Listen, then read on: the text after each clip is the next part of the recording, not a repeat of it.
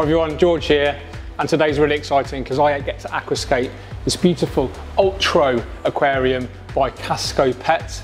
I'm in their showroom today and we're going to create an absolutely epic aquascape.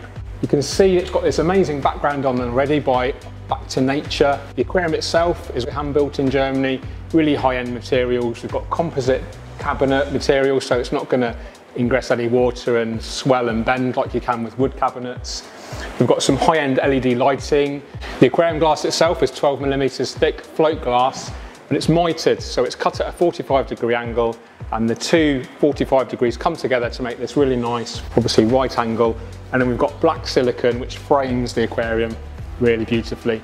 It's a little bit different to my usual style of aquarium. You guys might know I like the rimless, ultra low iron glass, clear silicone to get this kind of floating column of water. But we're going in completely the opposite direction today. We're using, like I said, a real kind of nice framed look. We've got an artificial background, but it's going to look really natural. And I just can't wait to create something a bit different to what I normally do. We're going to go for Amazon themes. We're going to use purely plants from South America. And then later on, once we've got some mature media, etc. in there, we're going to hopefully get some fish in there for you as well. So let's go, can't wait, so excited. Okay, first stage in the aquascaping process is to install our substrate system. So I'm going to use a nutrient-rich base layer, which is this Tropica substrate, which is very rich in nutrients. It's designed to go underneath an inert substrate, like a gravel or a sand. It's a concentrate of peat and clay. It has a very high cation exchange capacity, so it will take in nutrients from the water, lock it into this, and feed the plant roots. So next I'm going to add our Tropica nutrition capsules. I'm using 3 packets, so that's 30 capsules altogether, and I'm going to distribute them as evenly as possible. And this is just going to help really feed those plant roots. It's got a host of nutrients, macro and micronutrients, that are going to really provide super healthy plant growth. This is a inert, so it's basically quartz, so it's not going to influence the water chemistry, and it's a perfect grain size for the plant roots. And also it's not going to damage the barbels of any sensitive catfish like Corydoras. So this has been imported from Denmark, again by my friends at Tropica. Grain size is 0.7 to 1.4 mil, and actually the colours perfectly match, I think, the colours in the background, so it's going to look really natural.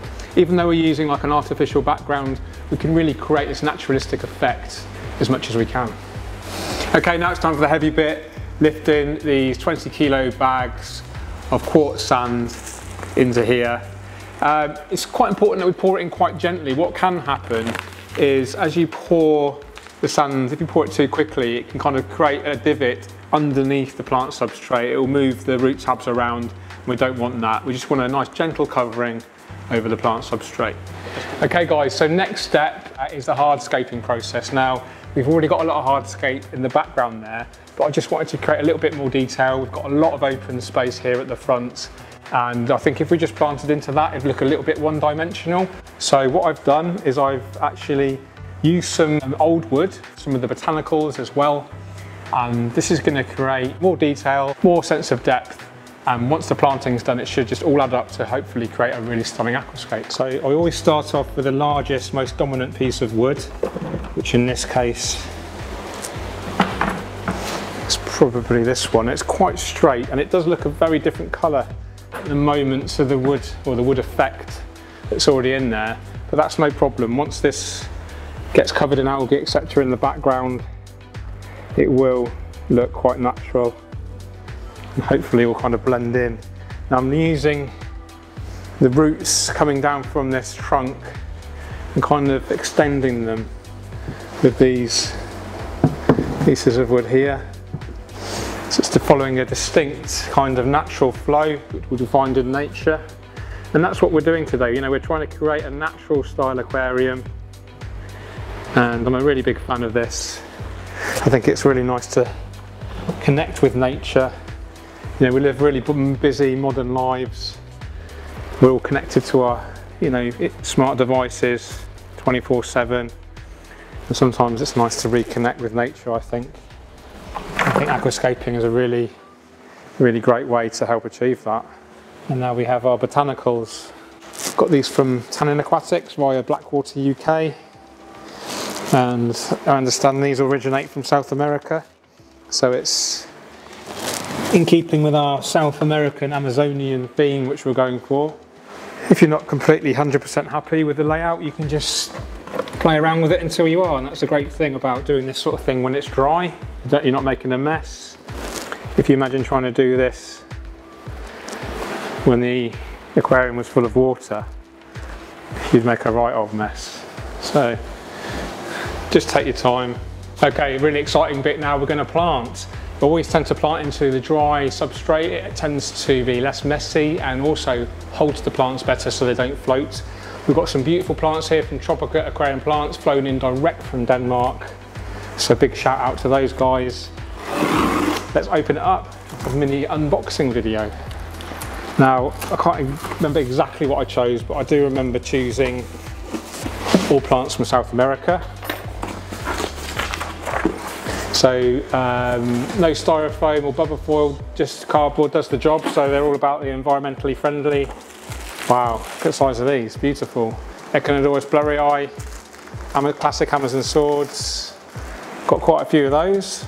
Helanthium quadricostatus, used to be called Echinodorus quadricostatus. Got a good few pots of those. Echinodorus accurata, beautiful smaller Amazon swords. Got some sweets as well. Merry Christmas, everyone. Beautiful sweets from Tropica, isn't that lovely? And we've got another layer. We've got some 1-2 grow pots. We have Helanthium tenellum green, which used to be called Echinodorus tenellus. And we have some Limnobium levigatum, otherwise known as Amazon frogbit.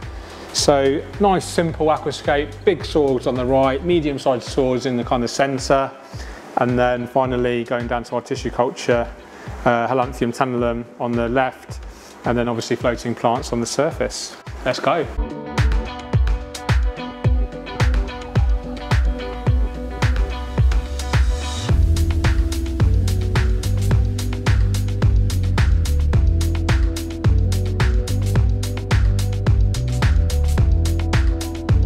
Here we have the 4 main types of Amazon swords.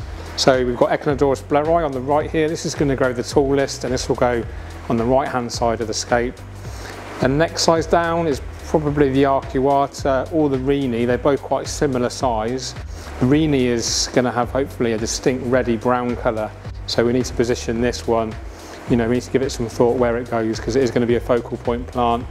And then we have the Helanthium quadricostatus. This is going to carpet readily and actually soon take over the entire substrate. We'll need pruning quite frequently. Time to plant our Echinodorus blurrii. Now normally I would use tweezers when planting, but it's such a strong root structure. We can just gently push it in with our fingers, and then hey presto, simple as that. Now during the planting process, the preparation process, I did peel off a few of the leaves. This is going to help generate new growth.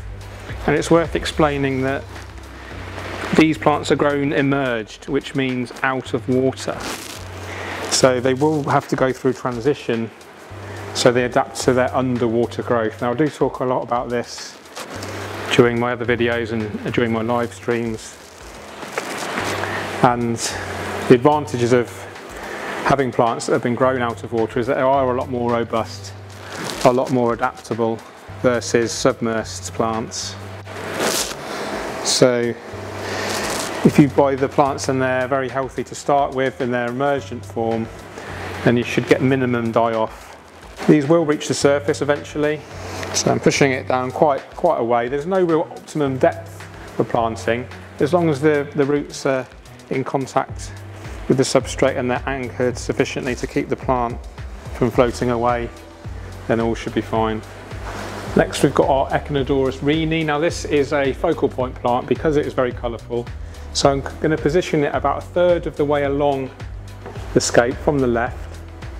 So this is going to be in keeping with our kind of rule of thirds, which we often use when we're composing an aquascape. And this will grow probably to around 20 centimetres, not as tall as the blurrii. Now it's important we don't let the plants dry out too much, so keep them wet at all times with a sprayer. I wanted to talk to you in more detail about the Tropica 1-2 grow range. Some of you may already know about this, but for those that don't, these are grown in laboratory conditions. This means that they're guaranteed to be free from algae, snails, pesticides and disease. They also offer massive advantages in terms of the quantity you get. So although they're much smaller than the regular potted plants because they're younger, you get so many more plants, so they represent great value for money. The Tropica pots are also unique in that they come with a painted breathable lid, which is really easy to remove. Just peel it off, and then it has a really cool liquid medium, which is the growth media here. Now, a lot of other producers of tissue culture plants, in vitro plants, will use quite a thick jelly, which is much more tricky to prepare. Whereas this, you can just literally pour the liquid away, give the plant a quick rinse, and then plant it with your tweezers. Simple as that. To prepare our 1-2 grow, simply peel off our lid, remove our plant in one go like this, pour away the liquid media, give the plant a bit of a squeeze in the water, and then we can simply divide the plants up into individual portions.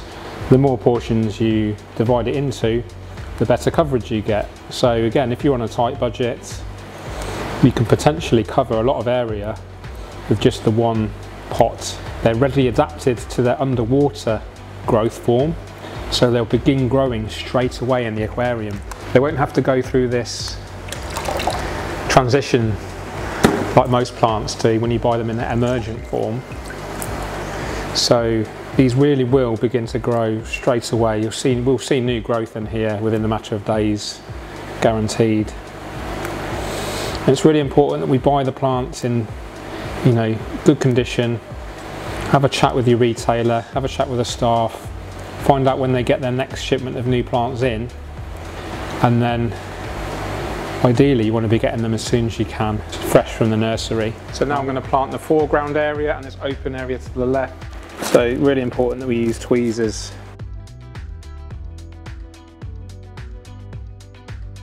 Okay, so that's all the planting complete, apart from the floating plant, which we'll obviously put in right at the end. Now we're actually filling with water right now. We've put a hose behind this back to nature background. Quite slowly we're filling, so hopefully we don't get any cloudy water. Okay guys, I'm gonna end the video there. We're gonna fill the aquarium with water, let the temperature get to the right point overnight, and then hopefully fill up with fish tomorrow. You can look forward to an update video coming soon. So just to refresh, we've got the beautiful Ultra aquarium from Casco Pet, real high-end system. I've really enjoyed aquascaping it, South American style, using plants that originate from South America, South American botanicals, and also eventually South American fish. The system itself, we've got the back to nature background, we've got the daytime LEDs. The tank itself measures about 160 centimeters by 60 by 60, which gives us around 575 litres or 150 US gallons. A really high-end system, might be out of the price range of a lot of people, but nevertheless, I hope you can use some of what I've done as inspiration, maybe for your own aquascapes at home, and you've enjoyed the video. If you have, don't forget to give me a thumbs up, subscribe if you haven't already, and you take care. Keep on scaping. Cheerio.